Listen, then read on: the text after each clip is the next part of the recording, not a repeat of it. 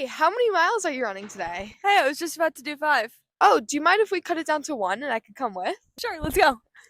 So how'd you get into track? I started running in 7th grade when I didn't make the lacrosse team, and track everyone made, so it was an automatic. So automatic in? Yeah, and then I never stopped. And then I decided to run at Penn State when I got here my first year, so I ended up becoming a walk-on, and here I am, still going. Wow. As you're an athlete at Penn State, how do you think your college experience compares to someone who has a more typical experience? I would say that you definitely have to be a lot more disciplined.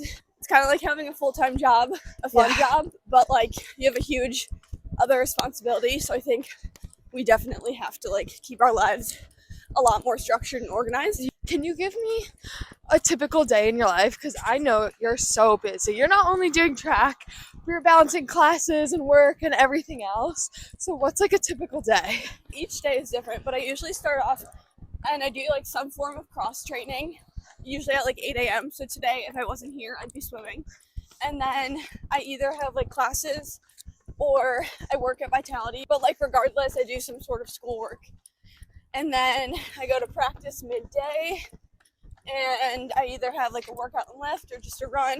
And if I didn't work out in the morning and I just have a regular run, then I'll do biking or something at night. Wow. And then eat dinner. And I'm super into reading right now, so that I'll probably read my book until I go to bed. What motivates you to stick to the routine? Exercise for me is part of my hobby. I love running and I love biking, I love swimming, so it makes it easier when I'm going to do something I love. But when I really don't want to exercise, I feel I remembered why I started running and why I love it so much, and remind myself to get up and get at it. Okay, here's the Morgan Academic Center. Here's where we go to study. As a freshman, I had study hall hours, but I had good enough grades, so I no longer have those.